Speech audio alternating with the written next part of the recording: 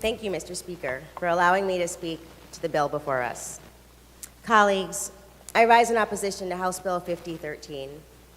And in addition to the excellent reasons already given by the good women from Detroit and the good gentlemen from Dearborn, Bay City, and Detroit, respectively, my reasons for opposing this particular legislation as a way to provide Michiganders which the much-needed financial relief on their auto insurance bill is for another reason that I find inherently problematic.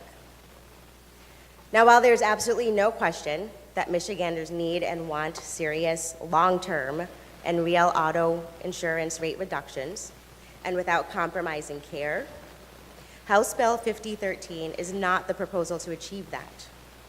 Among the reasons already enumerated that we should vote this down, for me, the most compelling is this: the language and form of House Bill 5013 seem to be unconstitutional. And I will explain. Article 4, Section 24 of the Michigan Constitution of 1963 states, "No law shall embrace more than one object, which shall be expressed in its title.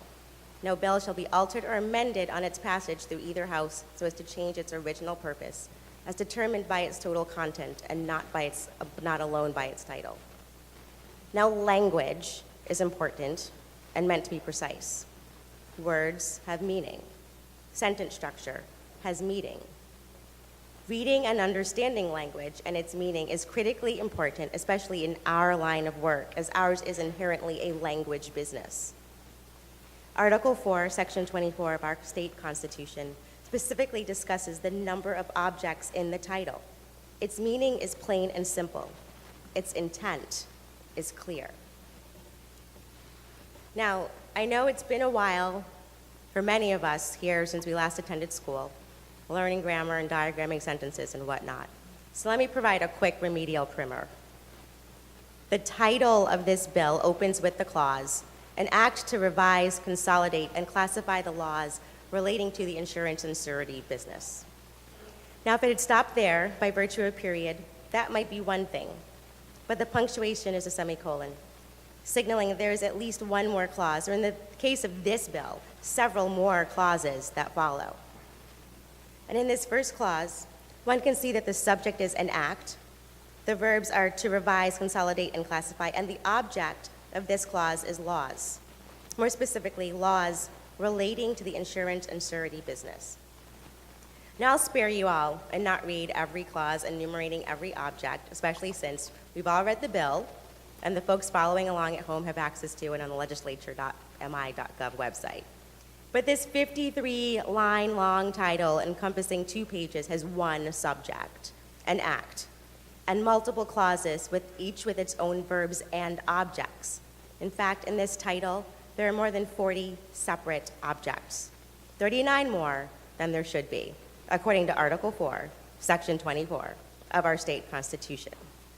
So while we can go on and talk about all the real tangible reasons why this bill 5013 is really horrible for our residents, for our addressing long-term care, addressing PIP, and all the other reasons that my colleagues have already enumerated, we should have stopped right at the beginning. Because while the premise and goal of House Bill 5013 are to address the many moving parts of auto insurance reform, and that it's critically important for us to help our residents, we can't do so through a process so rushed that it generates yet another bill out of this chamber that subverts the state constitution. Now, nearly a year ago, we all swore to support the Constitution and that we would faithfully discharge the duties of our elected office. And if you don't believe me, you needn't look further than the framed parchment lightly hanging on a wall in your office.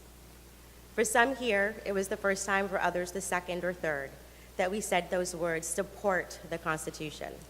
And more than any other document, beyond House rules and the other rules of engagement, both written and unwritten, spoken and taciturn, that can govern and provide structure and parameters for our work in this body, it is the constitutions upon which we took our oaths. It's the constitutions that should be our unwavering compass. We can do better. We must do better. Our residents and constituents are deserving of a House that follows and upholds our state constitution, not skirt it, in all that we do, write, propose, and vote on in this body. Now, while I admittedly have multiple policy-related and implementation-related issues with House Bill 5013, for me, the question of whether it's constitutional should be sufficient reason to defeat this bill. To do anything other than cast a no vote on it makes us derelict in our duties and creates a sham of our oaths of office. And the people of Michigan deserve and require better from us. We need to examine and vote on legislation that addresses our state's auto insurance problems in a manner that is not only affordable and fair for our residents, but also leaves no question about it being constitutionally correct. I urge a no vote. Thank you, Representative.